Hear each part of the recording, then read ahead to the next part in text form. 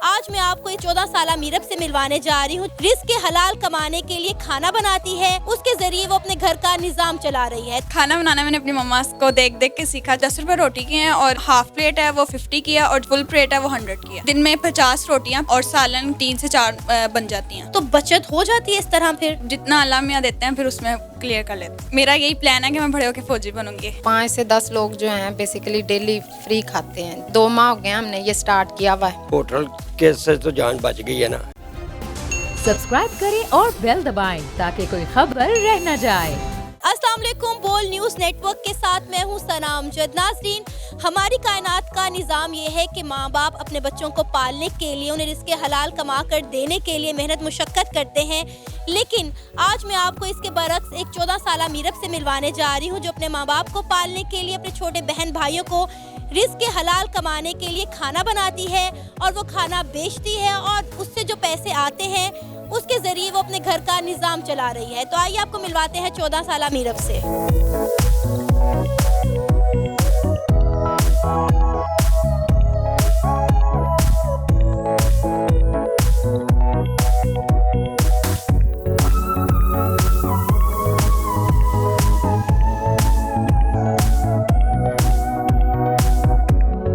अस्सलाम वालेकुम। वालेकुम सलाम। मीरब, कैसी हो आप? मैं ठीक हूँ। मीरब, 14 साल एज है आपकी? जी, कौन सी क्लास में पढ़ती हो? मैं 6th क्लास में पढ़ती हूँ। पढ़ती भी हो और 14 साल की उम्र में इतनी बड़ी जिम्मेदारी अपने कंधों पर ले ली है, घर का निज़ाम चला रही हो, खाना बनाकर बेच रही हो।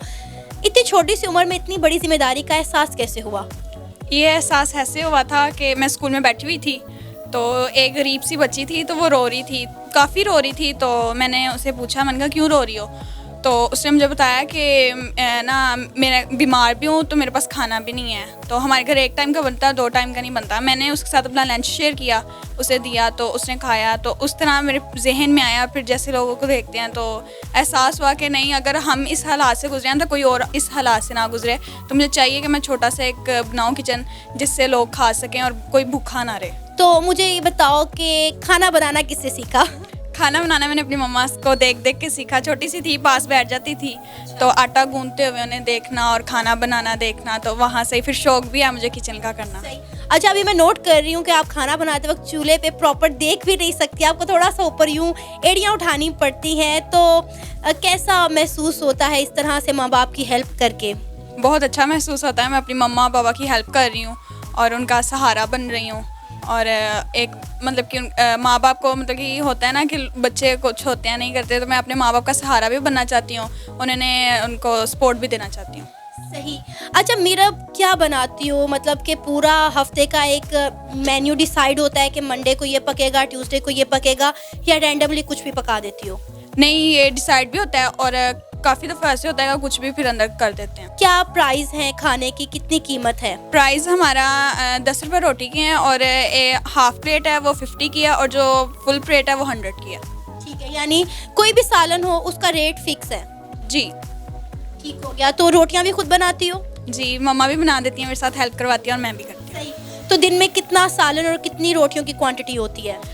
दिन में 50 रोटियां, 50 से ऊपर भी चली जाती हैं और सालन की जो सी हांडियाँ हैं वो 3 से 4 बन जाती हैं। तो मुझे ये बताओ कि कभी किसी ने तनकीद का निशाना बनाया हो कि आपके पेरेंट्स को कि बच्ची से काम करवा रही हो, इस तरह का किसी मुआशरे के रवैये का सामना करना पड़ा हो? काफ़ी लोग होते हैं ऐसे कहते हैं, लेकिन मेरे मम्मा पापा उनको इग्नोर कर देते हैं। कहते हैं हम मतलब कि मेरी ख्वाहिश है और मेरे मम्मा पापा कहते हैं कि इसकी ख्वाहिश है और इसे पूरा करना है हमें और हमें करके दिखाना है। मेन्यू में क्या क्या है आपके पास? फिलहाल एक है ये दाल पालक और एक वो पड़ी हुई है दाल दूसरी। अच्छा मीरा, मैंने बाहर एक देखा पेपर लगा हुआ था जिसमें लिखा था कि आप मेस भी प्रोवाइड करते हैं, वो क्या सिस्टम है?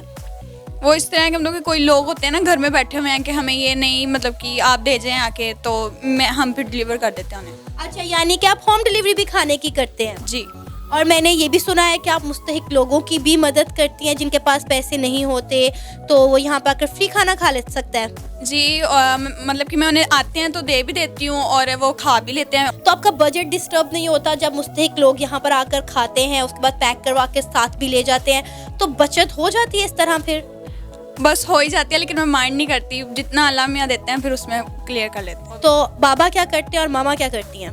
मम्मा मेरी किचन में हेल्प करवाती हैं, बाबा दिहाड़ी मजदूरी करते हैं क्योंकि कोरोना से पहले उन्होंने ना कैटरिंग का डाला हुआ था, लेकिन कोरोना के दरमियान डैमेज हो गया, तो अब आप चल ही नहीं रहा, तो ना ही कोई मतलब कि हेल्प हो रही है, तो वो आते हैं बाहर से, तो हो गया। तो आप तो अपने स्कूल की स्टार बन गई होगी ना कि मीरब लोगों की इस तरह से हेल्प कर रही है इतनी छोटी सी उम्र में, और घर का महदूद निज़ाम होने के बावजूद जो है इतना बड़ा सर्कल खोल के रखा हुआ है कि यहाँ पर मुस्तहिक लोग भी आकर खाते हैं और खाने के बाद लेकर भी जाते हैं, और मीरब उन्हें गर्म कपड़े भी देती है। क्लास फेलो का क्या रवैया होता है, अप्रिशिएट करते हैं? जी बहुत करते हैं, हमें कहते हैं आप हमें चैनल का नेम बताएं, अपना नेम बताएं, अपनी आईडी बताएं, हम ज़रूर देखेंगे। अच्छा। तो मुझे मतलब जाती हूँ, जाते साथ ही पूछते हैं आज क्या हुआ, ये तो बच्चे बहुत अप्रिशिएट करते हैं मुझे। सही है। खुशी हो रही है कि एक इतना अच्छा और मोटिवेशन काम कर रही हो, लोगों की हेल्प कर रही हो? बहुत खुशी होती है, मुझे तो ये खुशी होती है कि मैं अपने माँ बाप का सहारा बनी हूँ, इस पाकिस्तान के लिए कुछ करना चाहूँगी। तो मीरब क्या प्लान है बड़े होकर, क्या बनना है, पढ़ने के बाद क्या बनना है? मेरा यही प्लान है कि मैं बड़े होकर फौजी बनूंगी। मीरब, जो लोग इस वक्त आपको देख रहे हैं, आप उन्हें क्या कहना चाहोगी?